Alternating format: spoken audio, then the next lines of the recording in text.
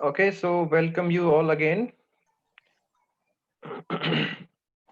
So we are starting with the new session, which will be taken by Ms. Pratima Bhat. You're welcome, Ms. Pratima. Hi Ajit, good morning. Good morning all again. So I'll just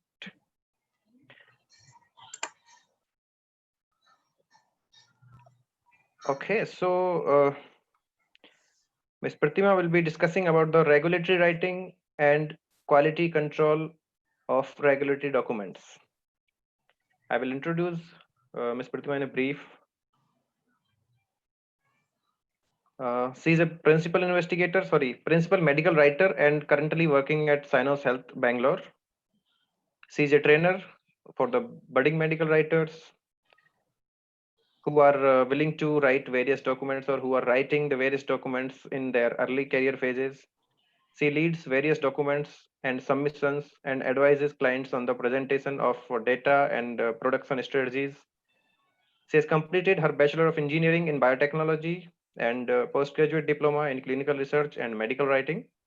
She worked as a senior medical writer at MMS Holding Private Limited and TigerMed India Data Solutions. She also has experience as a medical writing specialist at Covens India. She has experience in preparing research documents, including clinical study reports, protocols, CTD modules, investigational brochures, ICFs, informed consent forms, and annual reports. So over to you, Dr. Sorry, Mr. Okay, you joined? Yes. Okay, Yeah. over to you, Pratima. Yes. Thank you, Ajit. Let me just share my screen and please just let me know if you can see. Yeah. Or can you please enable so that I can share? Yeah. Done. Thank you.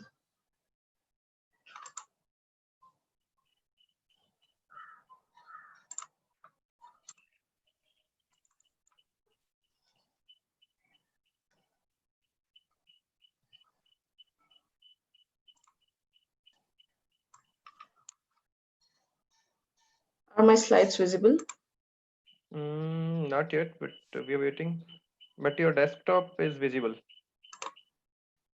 How about now? You're waiting. Not yet.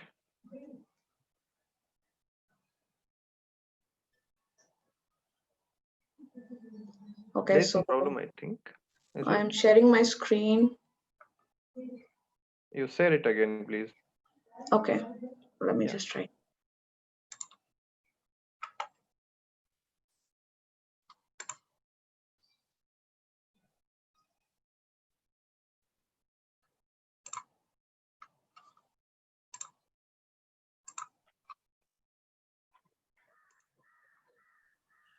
Is it visible now? No. Okay.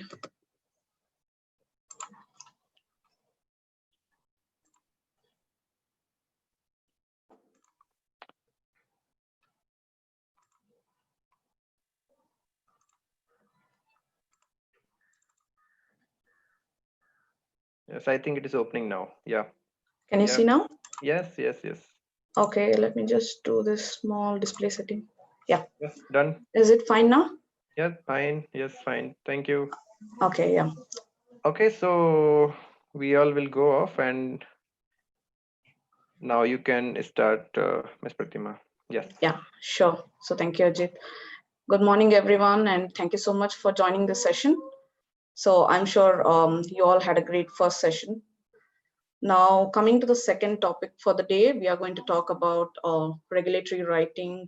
We are going to touch base upon a few of the regulatory documents, and we are going to also discuss in brief about quality control in regulatory documents.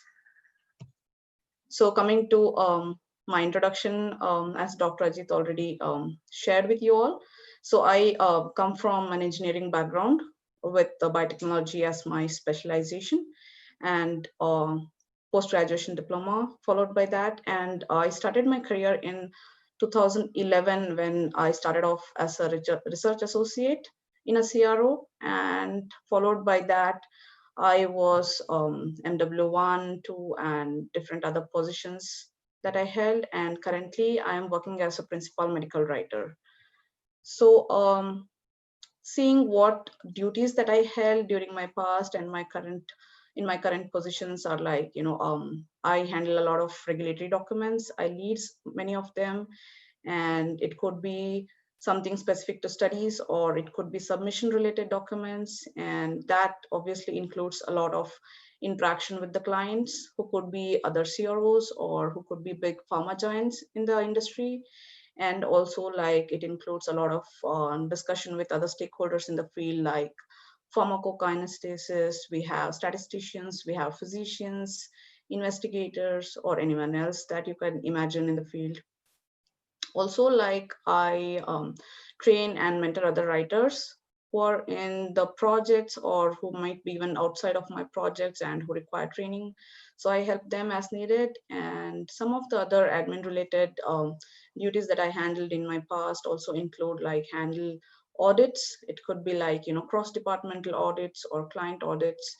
And also I handled a team of few writers and QC auditors. And also I have been part of coming up with processes for medical writing and process improvement. Also, I have been part of project resourcing as well. So these are some of the duties that I handled and I'm handling currently. That's about myself. And going to the content for today's topic, we are going to see what is actually a regulatory agency and what do they do actually.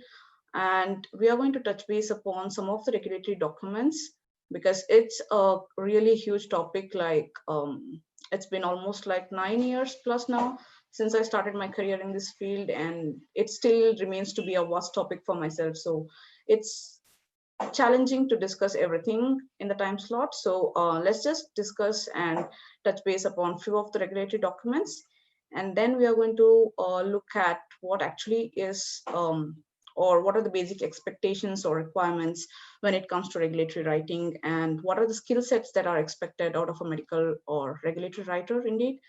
And then we are going to discuss upon what is QC, what is its importance in regulatory writing, and what are the implications of it.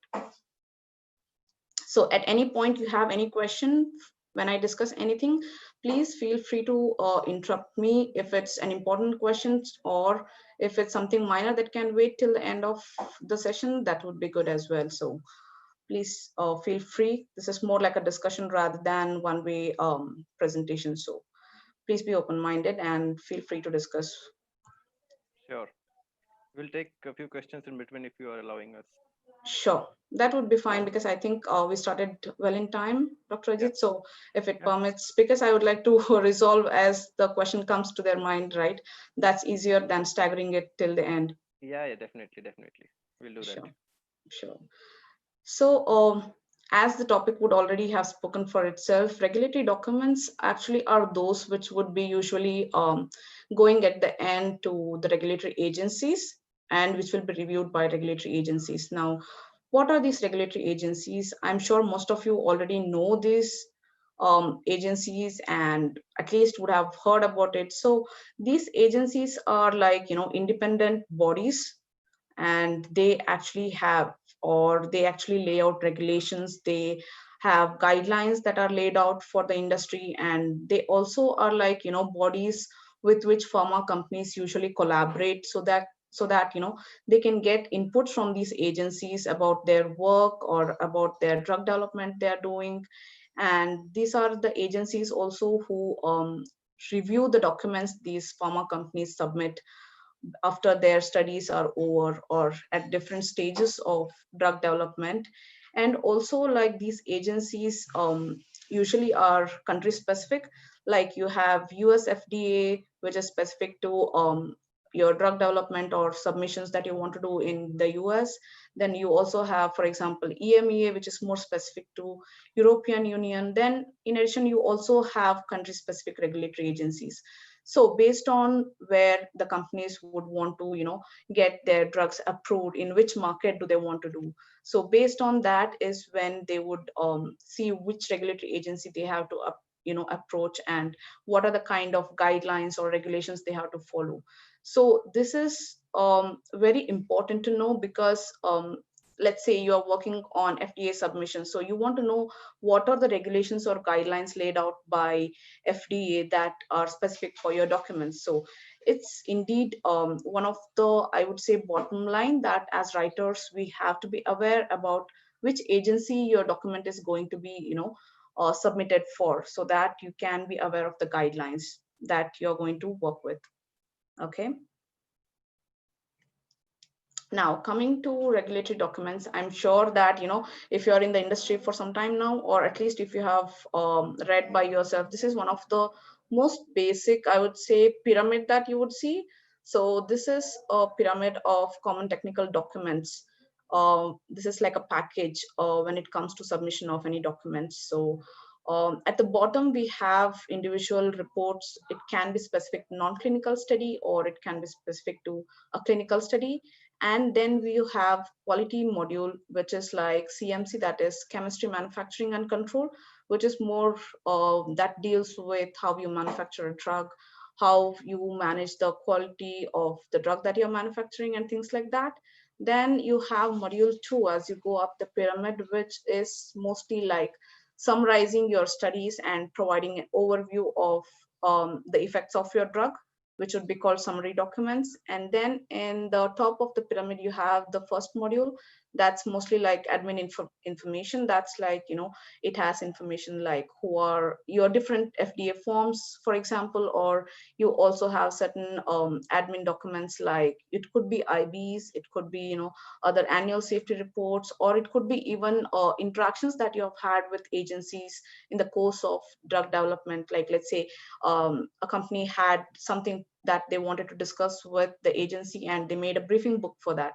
So such documents can be part of module 1. So it's quite impossible actually to look at everything, because these modules also have subcomponents which I have not actually presented here, because it would be too much to sink in an hour. So I've just produced simplified version of the pyramid, so that we all can understand at least what each of that deals with. And then we are going to focus only on few of the clinical documents that are part of these CTD modules.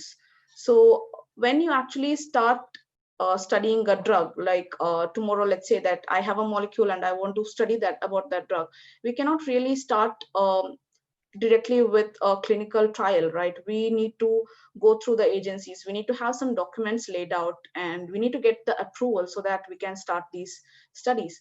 So such documents are called INT documents. Those are like investigational new drug molecules. So when you want to have certain molecules being investigated, that's called investigational new drug. So we are going to discuss, or at least discuss in brief, about investigators brochure and study protocols, which would be part of the IND. Then when you have conducted the study, and let's say the molecule has been in study for a few years, and you know how it works, you know what are its effects, what's the safety profile of that, then you want to go ahead with the submission for its approval for marketing. So that's when you would call it as a new drug application. So one of the key documents for new drug application would be your clinical study reports, which we are going to discuss in brief in the coming slides. And then also we are going to touch upon some of the summary documents which are part of module 2 that we discussed about. So those are like summary of clinical safety, which usually discusses and focuses on the safety profile of the drug. Then you have your summary of clinical efficacy, which talks about how well your drug is working in any indication. And then also we have one more document in module 2, which is a key document. It's clinical overview. So it gives you overall picture, irrespective of your safety efficacy. It gives you overall picture of all kinds of profiles for the drug. So these are some of the things we are going to look into in our further slides. Now, understanding the regulatory documents in brief, let's start with clinical study protocol. So when I said if you want to start studying a drug, you need to lay out certain things in a document. So one of the key primary documents we would need when you start a study is study protocol. So as we know that there would be protocol for many things in our day-to-day life, right? It just states about how you have to start something, how you have to carry out something, and how you have to conduct any activity, and how you have to at the end close it out. So that's what even a clinical study protocol would say, but more in terms of scientific languages. So when you actually start a protocol, certain aspects that we have to keep in mind as you're writing would be, you need to have basic understanding of the study indication. Let's say that tomorrow you're given a document where you have to, you know, write a protocol for oncology. It could be anything included in oncology, and you have some specifications for that. So now, without knowing what, let's say, what a tumor is, what is oncology, and how it actually happens, or what is actually what other research is happening in the field about this. So without knowing that, it probably is like not really you're doing justice with that. So I would say that when you start with any protocol, it is quite necessary that you know your study indication, at least if not thoroughly, because all of us may not be physicians, right? But as science people, it is quite important to at least understand the basics of each study indication that you are going to deal with. Now, there are different phases of clinical studies, which obviously we all would be knowing at least to some extent. Now, let's say that your end disease that your client is focusing could be oncology, but you could be dealing with a phase one protocol. At that point, even if your indication would be oncology, it is necessary to know that, or at least be aware that your protocol would be dealing, or it is going to be conducted on your healthy volunteers. So at that point, what is it that a molecule is expected to do in healthy volunteers?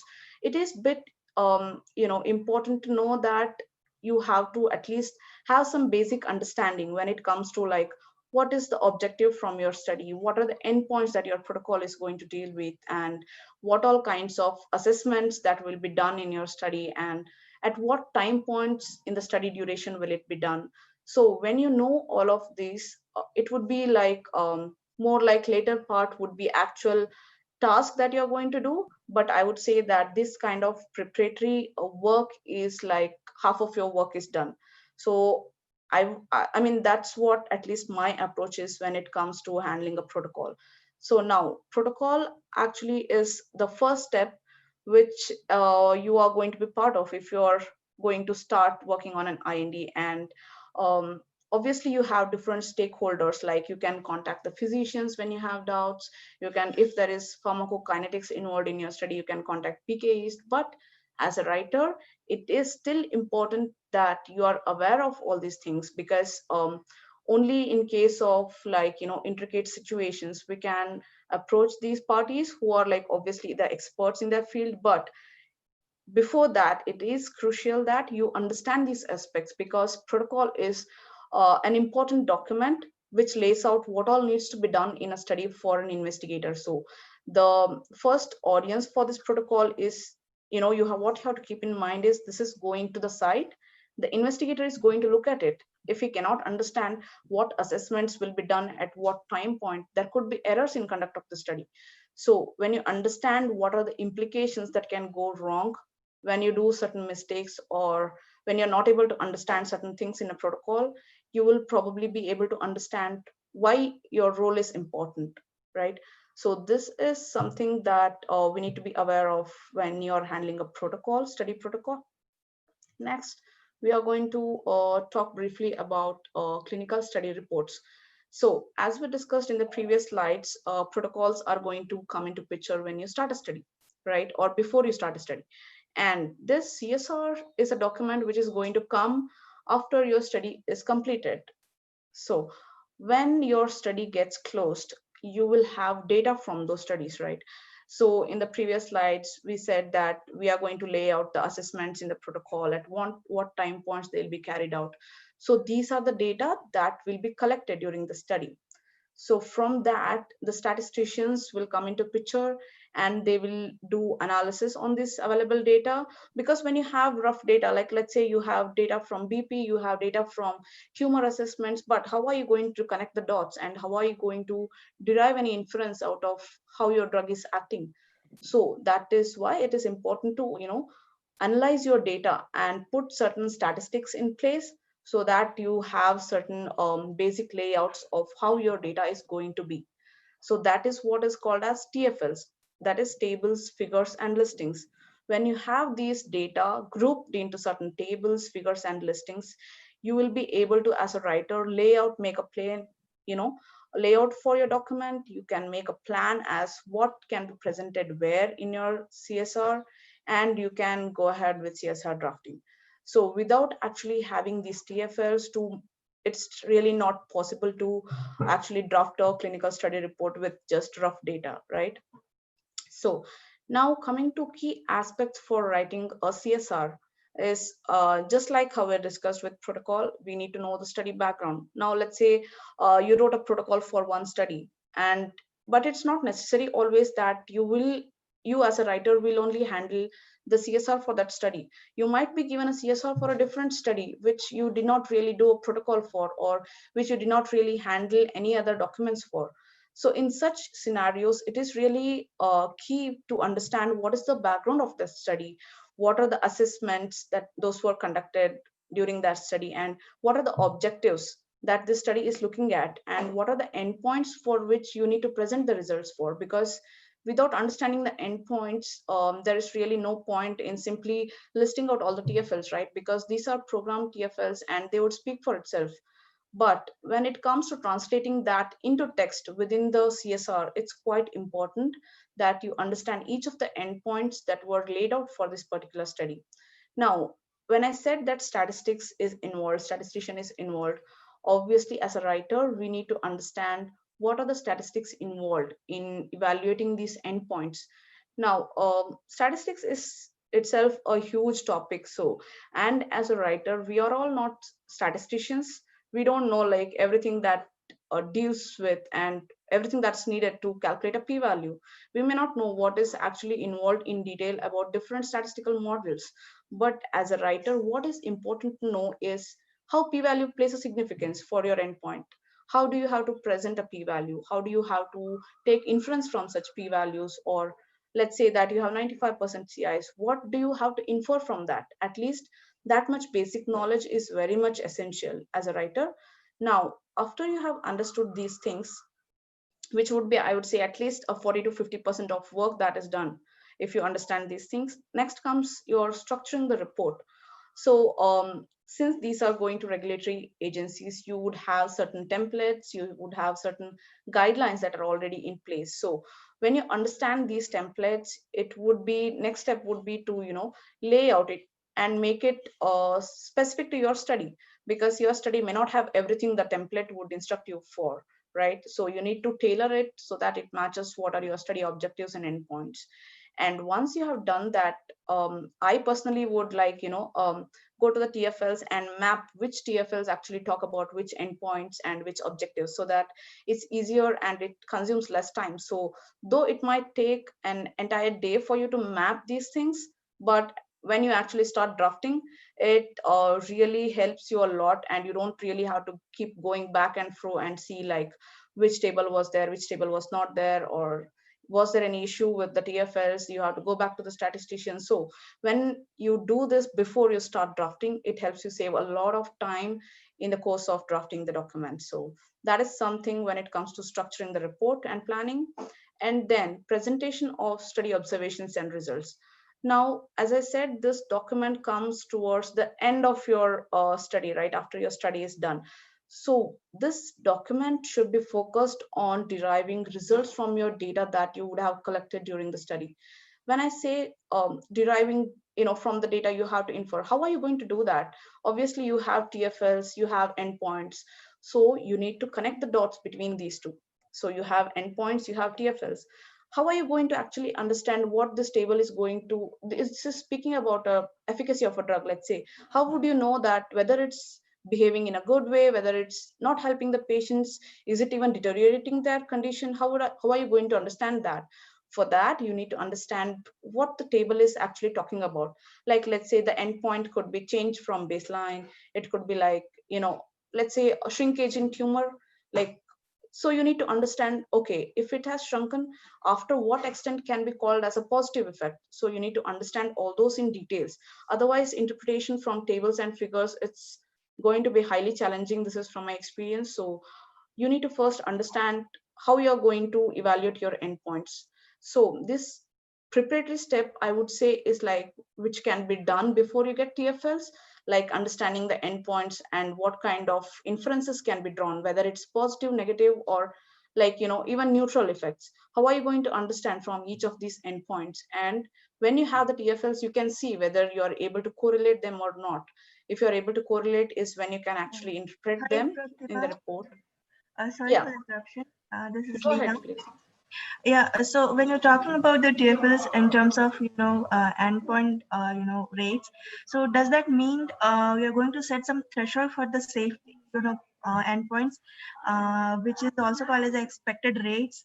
Like, Yeah, so yeah. So does that mean that? actually, it's not as a writer in your hand to, decide such thresholds. You would have a document called statistical analysis plan, which would be written when you have, before actually you have TFLs. So you have your protocol, study protocol in place, after which comes your document called statistical analysis plan. So this document actually tells you what are they expecting from each endpoint and what kind of thresholds they are actually, applying for each of the endpoints. So when you have those documents, you are going to understand for each endpoint what are the kinds of thresholds they are using. Now let's say that you want to know about change from baseline and what is the p-value threshold that you're going to use.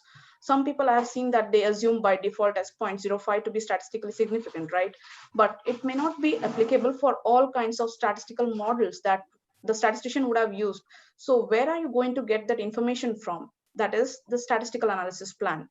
So when you read about endpoints and when you're preparing yourself, that is one of the key documents that you have to refer to understand how you're going to inference your data. Does that Okay. answer your question? Yes. Thank you.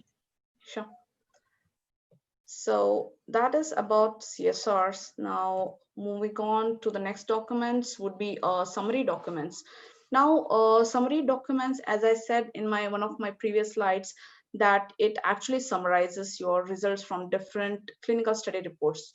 Because let's say we have a summary for safety document, we have a summary for efficacy document. So when you have an individual clinical study report which is specific for your study itself, right, you're going to talk in detail, in length, about the efficacy in that study. You have to going to talk about the safety in that study.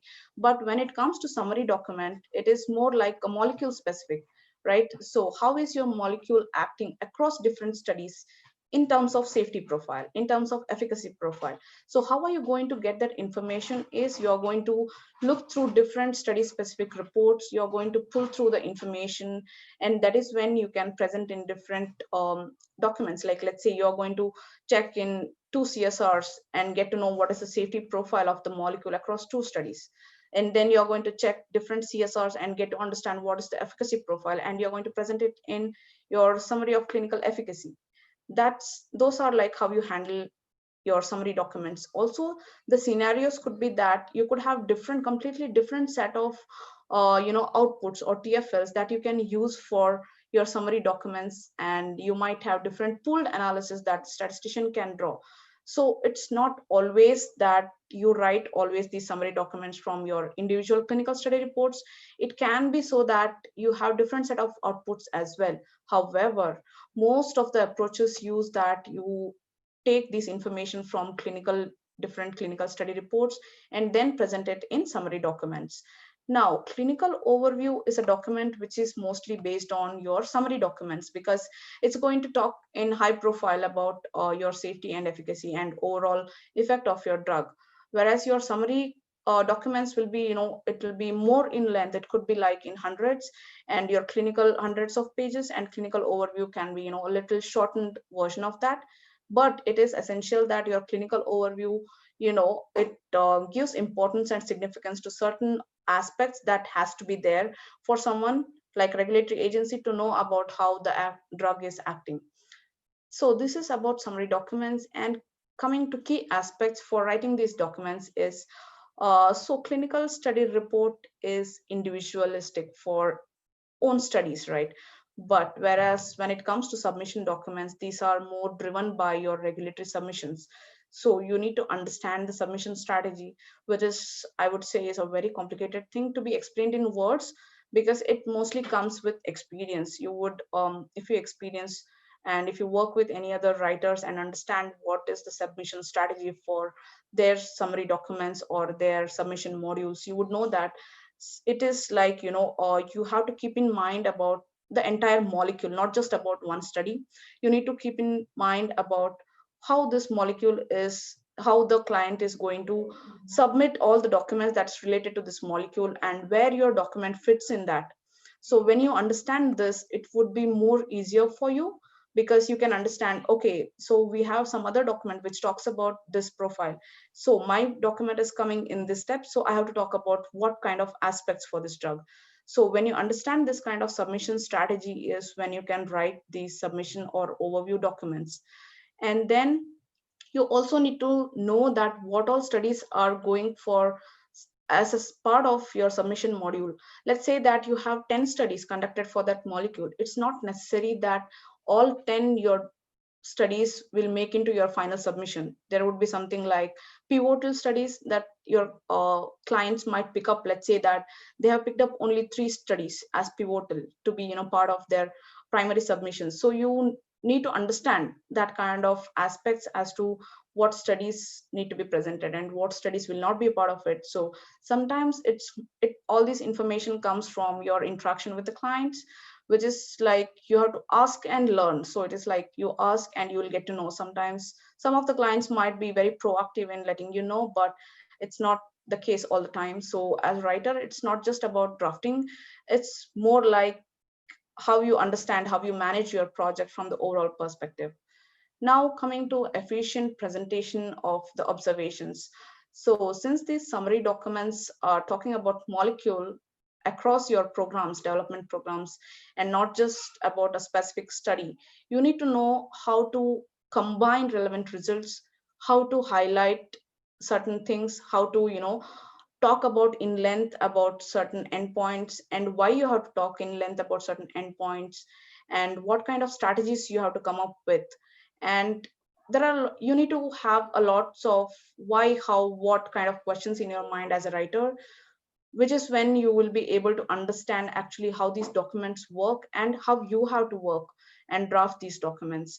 So I would say that for summary document, it comes with a lot of experience in your journey. And as you observe things, as you try to understand, and as you try to question things is when you learn a lot. So that's about summary documents. Now coming to what are the expectations or requirements for regulatory writing? I know that medical writing is a really vast field. At least as of now, it was not so much in, I would say limelight when I started my career, but today it's really a vast field and there's a lot of work going on, and regulatory writing is obviously a major part of it. So there are certain expectations or basic requirements which everyone expects from a regulatory writer. That would be, you would be need to be, you're expected to be aware about at least certain guidelines for specific documents. Like we have E3 ICH E3 guideline for CSR. You have different guidelines when it comes to other documents included. So such awareness is required, though I know that it's really not practical to say that we need to be 100% aware of all the all the guidelines. But at least when you start working on a specific document, you need to at least go back to the guideline that's specific to it and read at least about, like, what is the aim of this document, what is actually it's intending to do. So when you understand that, I think you'll be able to do more justice with such documents. And like I said, you need to understand rationale for each document, right? So as we discussed previously, that protocol comes at specific phase of the drug development and CSR comes at a different phase. So when you understand why each of these document is being developed, I think that is when you can probably justify yourself and your work as to the clients, because you would know that when to expect what in these documents. That is also one of the requirements. And then, as obviously I would have repeated this many times by now in my talk, you need to be aware at least about basic aspects of each of the therapeutic indications and endpoints you are going to work on. And also, as I said, we are not just writers, as in, we are not just going to draft things, we are going to handle your projects. You are going to have too many plans that you need to do. You are going to have different strategies, different approaches, how you have to manage your documents. So planning, I think, is one of the key aspects for any writer, that is like inevitable. And if you obviously omit it or ignore it in the beginning, it would definitely cost you a lot in terms of time management at the end. So I would say planning and is like one of the key aspects, that even if it's like not expected or not explicitly told to you, it is something that you need to be aware about yourself, that you need to have that. And then, as I said in one of my previous points, understanding the statistics, it's like statistics is very vast, and frankly it's a very tricky topic. So it's not really feasible as a writer to understand everything going on in statistics. But when it comes to aspects from a writing perspective, you need to know at least, like, let's say you tomorrow have a Kaplan-Meier plot for an endpoint that you need to actually infer from it, results from it, and you need to draft in your CSR. You need to understand what is it at least talking about, what data is it presenting, and how you can use it for your report. At least that much awareness, I think, is required, and it will definitely help you in not just one document. You can write variety of documents if you have basic understanding of such statistics involved. And then you have definitely certain tools and techniques that are in place for writing.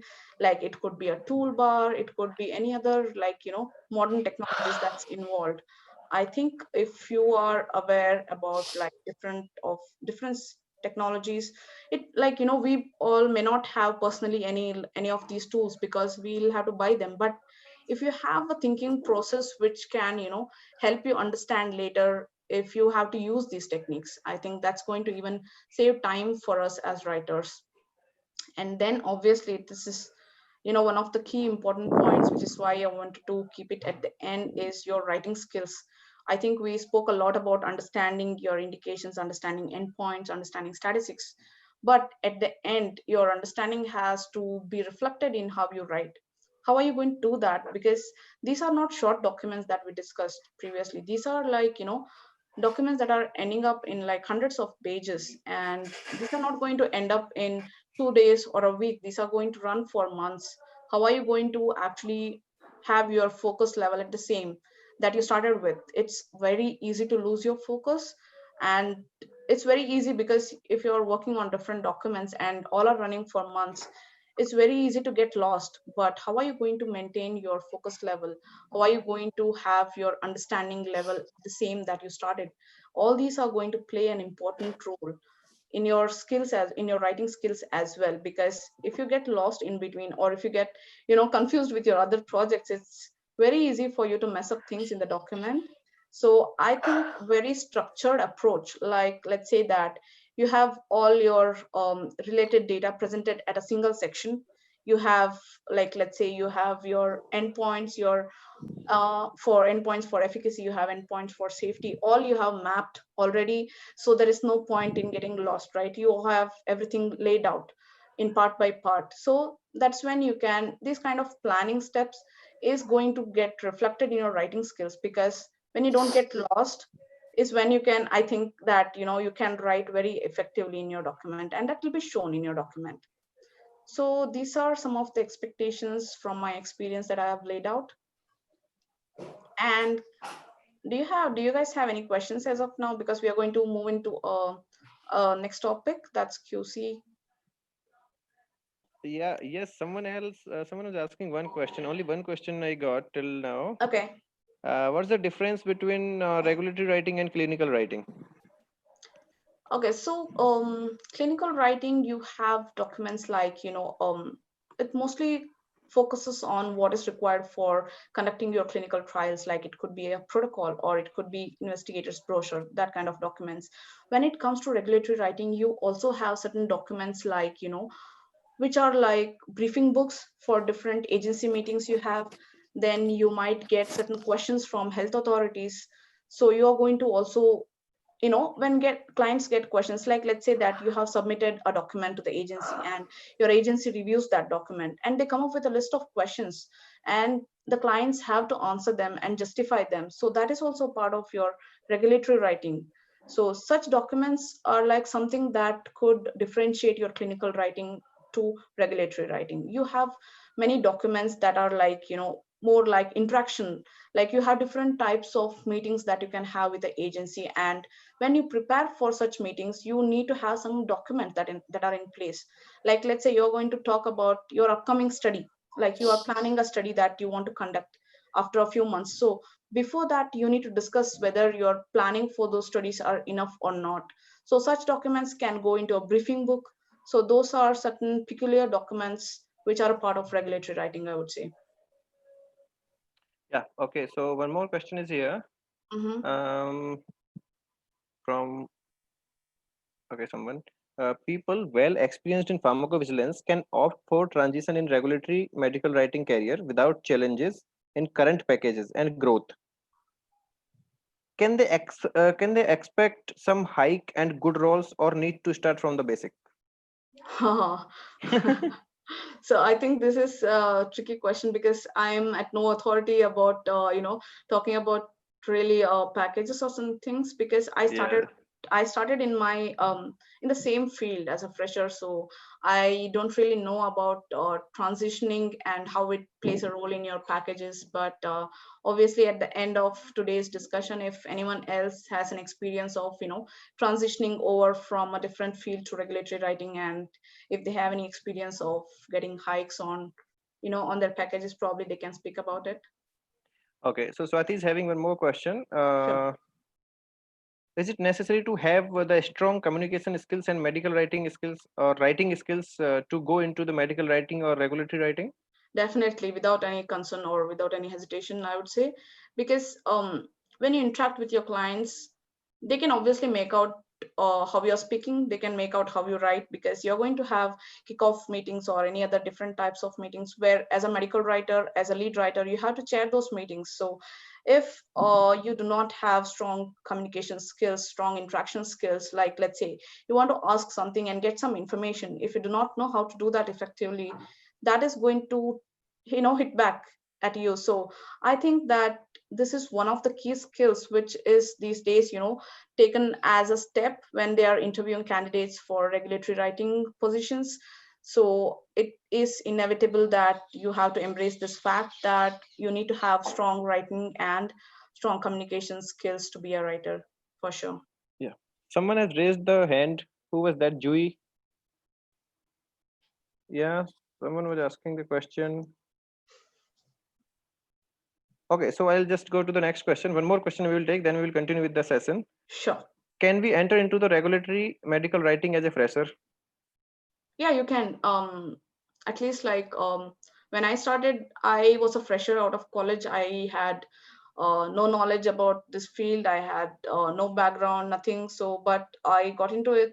So how I got was like, you need to have basic apt skills, I would say, aptitude skills, because writing is not just about seeing source and it's writing. It's about, there are a lot of other skills as well, which obviously the hiring team would be looking at. So if you meet those qualities and if you meet those requirements, I'm sure that these days they are taking freshers in many companies. So yes, as a fresher you can start your career in regulatory writing.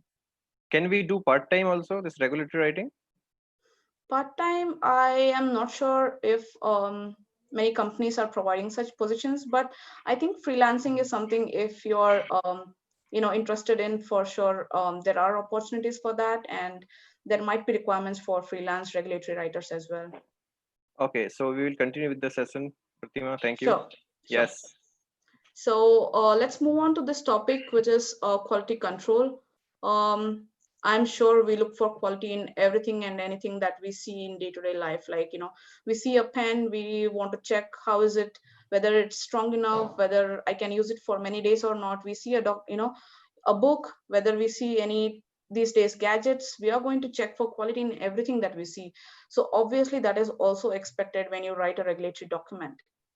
Now, as I explained, you have different documents that are coming into picture when we talk about regulatory writing.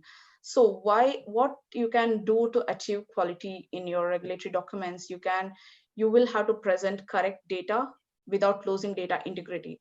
Now, when we talk about we are having TFLs, when we say we have TFLs, it will be in hundreds, sometimes even for huge studies like phase 3 studies where thousands of patients are included. You might have thousands of TFLs. And you will have to work on that document for many months.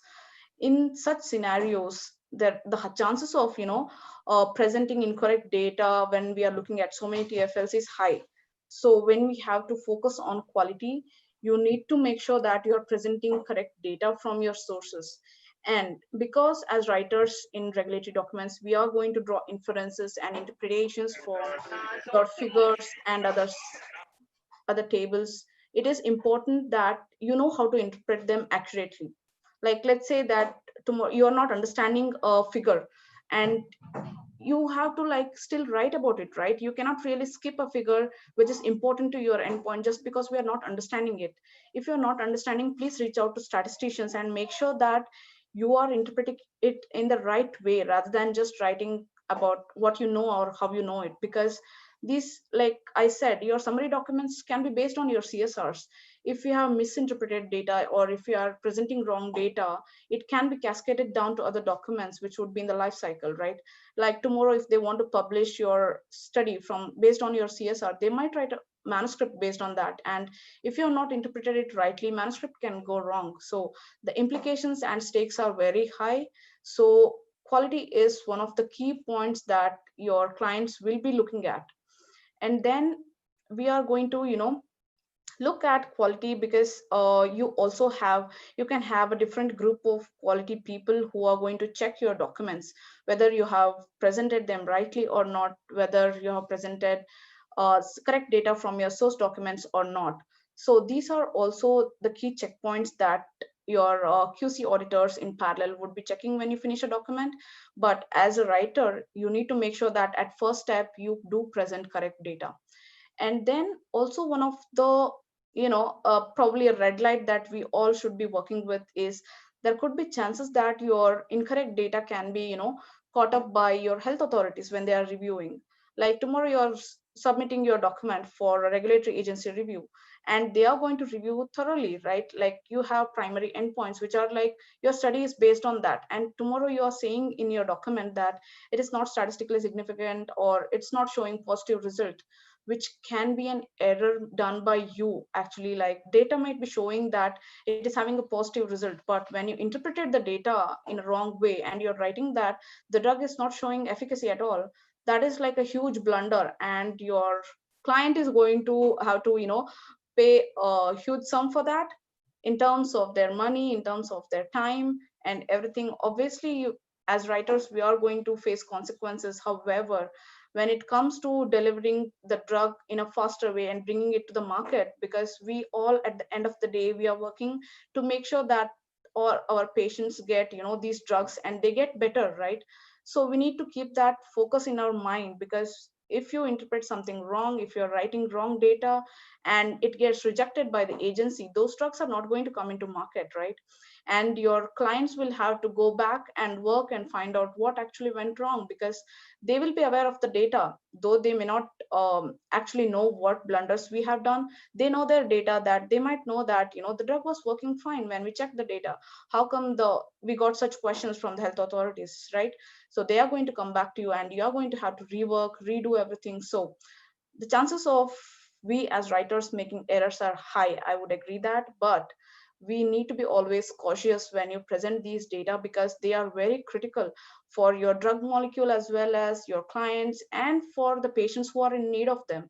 So please be aware and be cautious when you're interpreting your data or presenting them.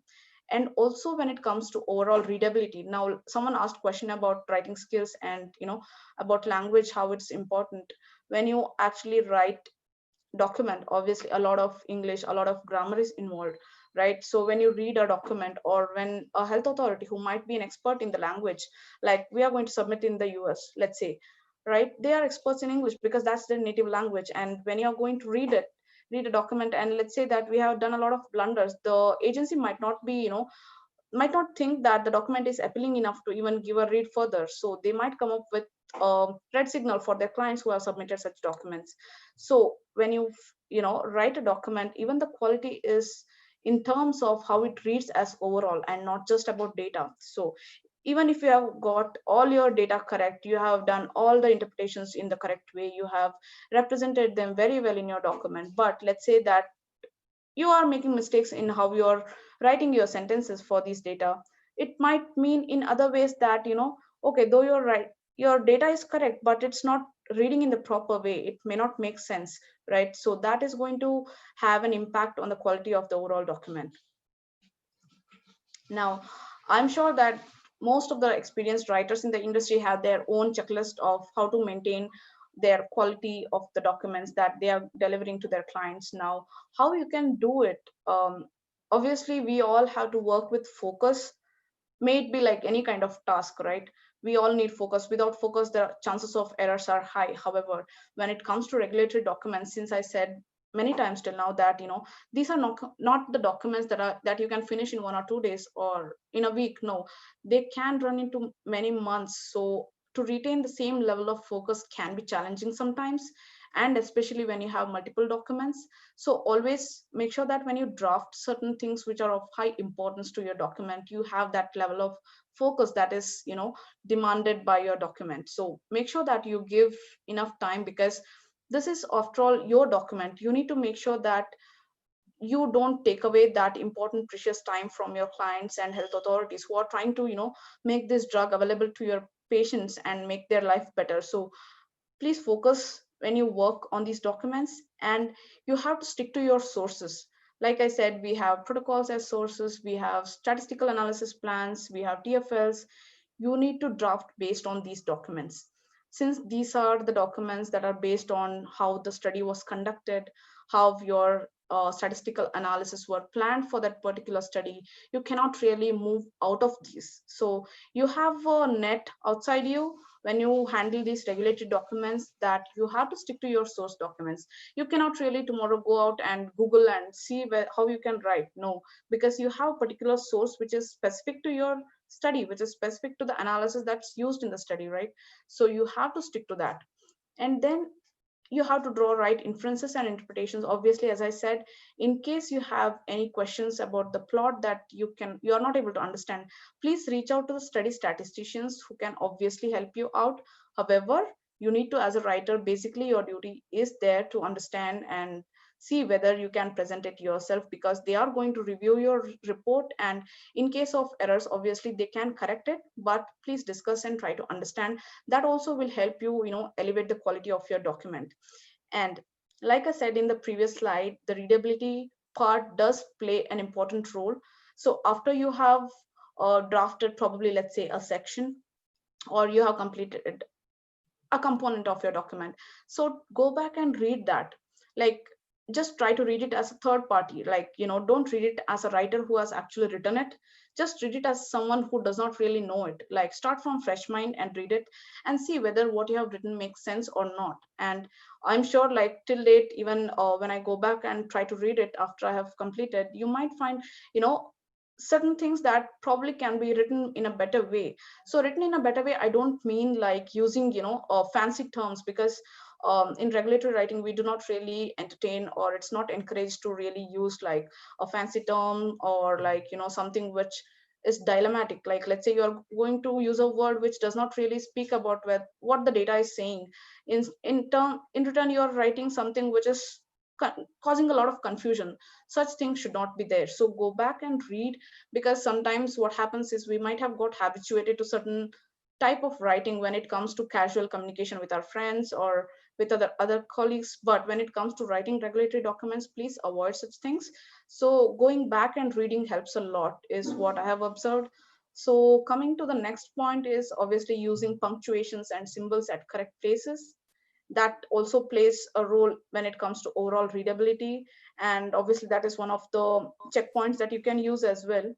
And then in some documents, what happens is you have the same data that can be repeated across more than one sections. Like, let's say, for example, main body of your report and your conclusion, or main body of your report and the synopsis of the document. So you're going to present same data. Just make sure that such data you check across different sections, so that you are having the same data and not different data presented across different sections. So that can be another checkpoint that you can use. And obviously we do have tools for proofreading. So if you have that available, please use that at the end, because it's an these are like automated tools which are going to at least help you pick up certain obvious errors that they can do, that can be done by a writer, and they obviously pick up, and they even give you suggestions. So if you have a proofreading tool, please use them, because obviously they will add to the quality of the document. So these are some of the main points that I jotted down, which I usually follow to make sure that I have a good quality deliverable. And obviously, as you work, as your experience grows, you can obviously make sure that you implement all your experiences and come up with your own checklist as to how you can improve the quality and maintain, so that you have a good deliverable, standard deliverable for your clients. And then these are some of the helpful materials. Obviously you can go back and check, because we cannot really cover everything that's a part of regulatory writing or QC, since it's very vast topic. And I share some of these links which you can go back and see, and if it helps for you after reading these, please feel free to use these links. Yeah, I think that's all I had. Okay, thank you, Pratima. Thank you. And we will take some more questions for 5 minutes. Sure, please go ahead. Okay, so I think there are no technical questions, only few simple questions. Sure.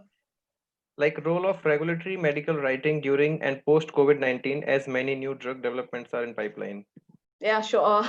It's quite challenging, because I would say that as this is a good opportunity. Like, this pandemic is a good opportunity for all of us to learn different aspects as to how we can, implement new skills into yourself.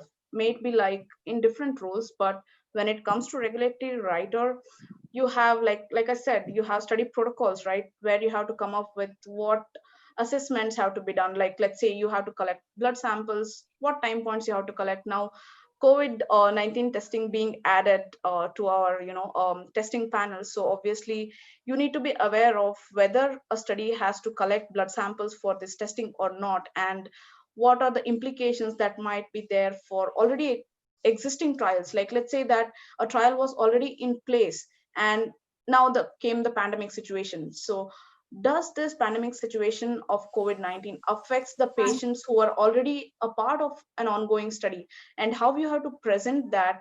And if there was any data issues because these patients came up with the symptoms of COVID-19, how you are going to present that in your report? So all these are the challenges we are definitely currently facing with many of our clients as well. So I'm going to say that the faster you can adopt these new skills of how you can present in different ways according to situations, I think you're going to definitely come up with solutions for your clients which are more efficient, obviously. Okay, someone is asking, is work from home is possible in medical writing, regulatory writing actually? No, this is very good question. I'm sure most of the regulatory writers would find this situation very challenging, because as I said, like, focus level is a key part of our job, which we cannot ignore, because like I said, we handle a lot of data. So focus level is very important. That's why I said that if you're going to write any key section for your document, make sure that you can dedicate that much time.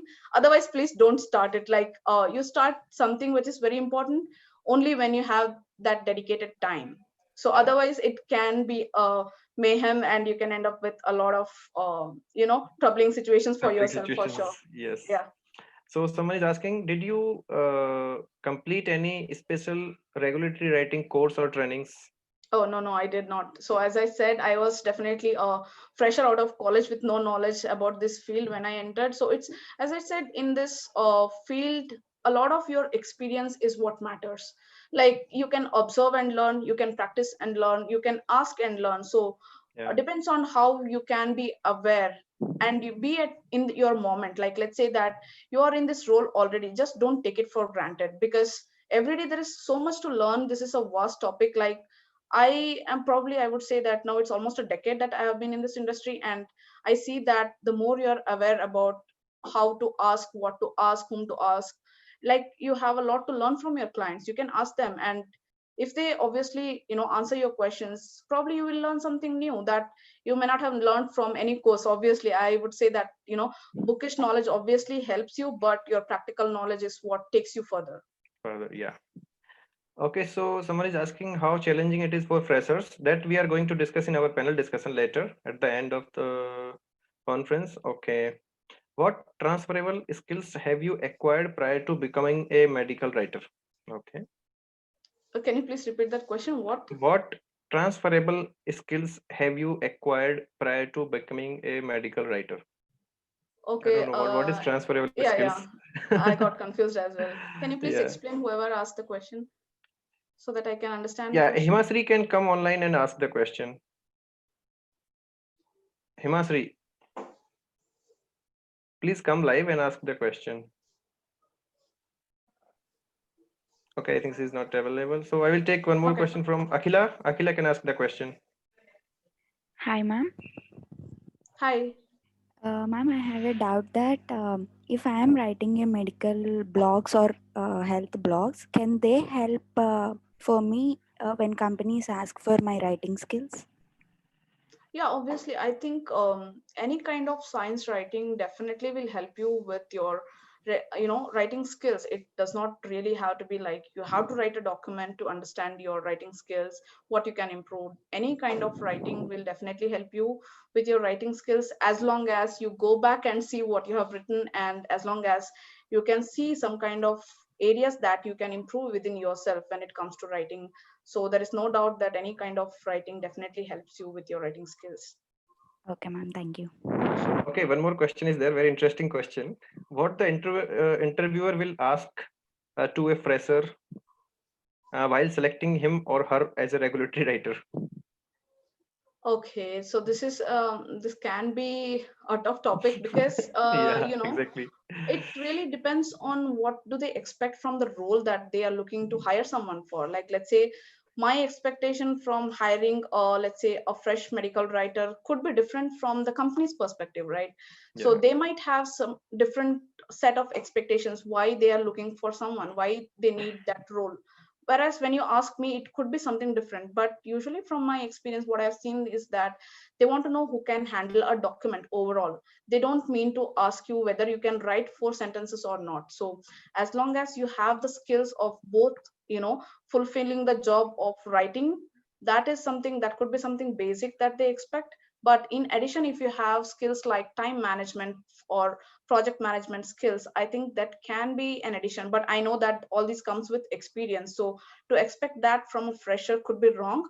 But at least to have good communication skills, good writing skills, and your science background. Obviously, like if they ask you in an interview, can you explain the topic that you might have done a project on in your degree? So how well able to are you explain your scientific aspects of your whatever you have done? I think that would really be good, or it could be an addition to your interview points. Okay, a few more questions. One question is, what is investigator's brochure? Yeah, investigators brochure is a brochure, obviously, as the words say, that will be used by investigators. So it will be more specific for your drug. So you have everything like what all studies are going on, or what all studies have been completed for the drug will be listed in there. And then what are the outcomes from each of those trials, and what were the assessments that were done in each of those trials, what kind of study populations were used. So everything that is relevant for the molecule which will be needed to be aware about that compound by an investigator to conduct any study will be presented in that document. So that is an investigator's brochure. Okay, I'm interested in CMC writing. How different it is from the regulatory writing? CMC writing is, I would say, it's a completely different domain from handling these documents, because I see that there's a lot of chemistry knowledge that's required. a lot of writing goes in terms of chemistry and manufacturing. So it is, I would say, completely different from how you handle these regulatory writing documents. Okay. What are the main project management skills? Major project management skills. They're asking, someone is asking in that way. Major project man skills, I would say anything and everything that is required to manage your project well and deliver it on time. Like you need to be aware of how to contact whom and what is required from whom. Like let's say you are having 10 team members in your study and you are the lead writer. You should know whom to contact when what is required for your document, and you should know how to manage your timelines. You have to come up with a very effective timeline, and you have to consider team meetings. How often is it required? You have to be able to schedule your meetings, discuss in your meetings. You should be able to chair those meetings, and you should be able to probably manage anything and everything that comes your way as a lead writer. Obviously when you're managing a project, a lot more skills is required than just writing a document, I would say. And it's not something that a book can teach you. Obviously the book can tell you that these are the suggestions, but when you implement it, when you work, is what actually tells you what a project management is. But yeah, these are like time management and interaction, meetings, how to know how to schedule a meeting, how to host it. All these are some of the basic skills. So somebody is asking, will the experience of pharmacovigilance count in the medical writing field if they want to switch? Yeah, I think it will, because I know that PV has certain documents which also involves writing. Like let's say we have annual safety reports, we have safety update reports also, and some PV groups also draft narratives, right? So these are some of the overlapping documents when it comes to annual safety reports and when it comes to regulatory writing and PV. So if you have experience of handling these documents as a part of being in PV, you can obviously show it when you want to switch it to regulated writing, and it probably can be an added point as well for you. Yeah. Okay. So one more last question I'll take. Sure. Do we have daily targets to submit the reports in regulatory writing? No. As I said, like it is either submission timeline or your document timeline. Like let's say you have different drafts though. Like before you have a final document, you can classify it as your first draft, your second draft, and then your final draft. So you should set the timeline for your documents as to when you have to deliver your first draft, and then your study team will review your document, and then you get back the document for comments incorporation. Then you have second draft. So these are different staggered timelines that you have to meet. It's not like daily targets, but it depends on when you have to submit the final document, based on which you have to make timelines for when is the first draft, second draft, and the further drafts. Okay. So thank you very much, Pratima, and Sure. we'll see you again in the panel discussion. Sure, definitely. Because we are, I think, 2 minutes delayed for the next session. Thank you guys for Definitely. joining us, and we'll be sharing the links in a few minutes. You can join us back again. Okay. Thank Thank you so you. much, everyone. Thank you. Yeah. Thank you. Thank you, Thank everyone. you. Bye.